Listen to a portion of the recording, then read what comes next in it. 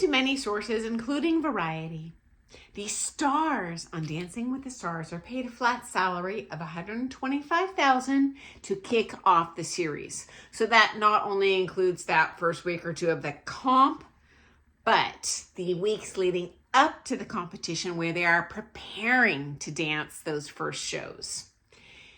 After that, you get bonuses. Each week that you make another elimination round and redance.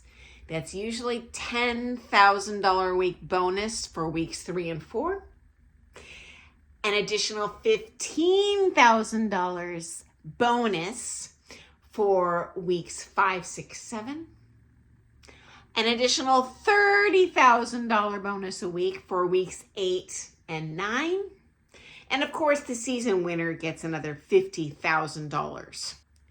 Now, these pay structures are negotiable. So a bigger name star can go behind the scenes with their agent and negotiate higher, but this is essentially the starting wage for the stars on the program.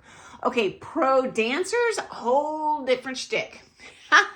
So back in the day when they were very first recruiting pros for this series, and I was a pro at that time and was approached about competing on this series, before it ever aired, the pay was $2,000 a week. And at the time, really none of us were interested. This was unknown. It was scary what we're going to dump our entire clientele, move to LA, pray that we don't embarrass ourselves on who knows what they're going to show on TV. You know, anything with reality TV, something's going to be real sus. They're going to make us look like jerks. We don't know.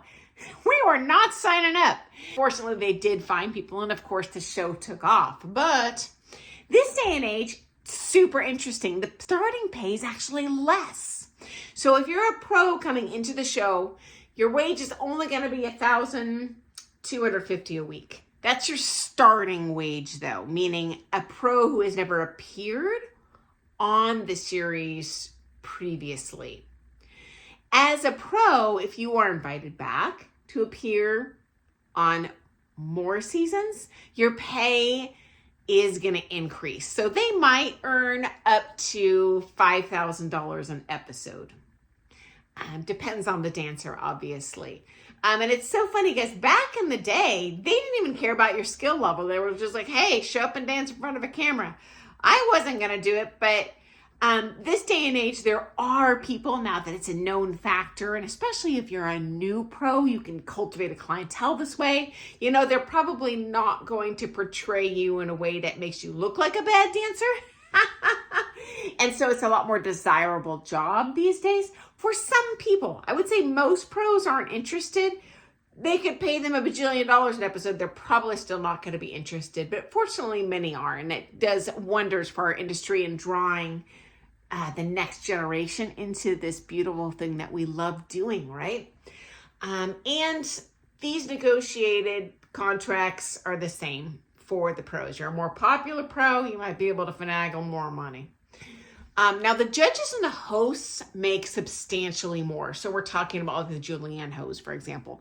They're going to make anywhere from $250,000 to $1.2 million per season. And this is for the hosts and the judges. Again, depending on how long they've been on the series, how popular they are. But yeah, they're making bank.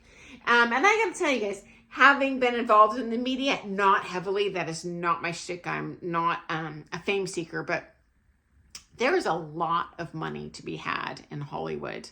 I'm shocked when you go on a set, like how much money they invest in this stuff.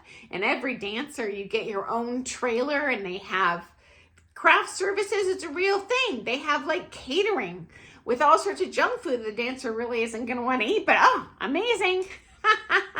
Okay, guys, I look forward to seeing you first thing tomorrow morning for some more things ballroom dance. Have an awesome day. Bye.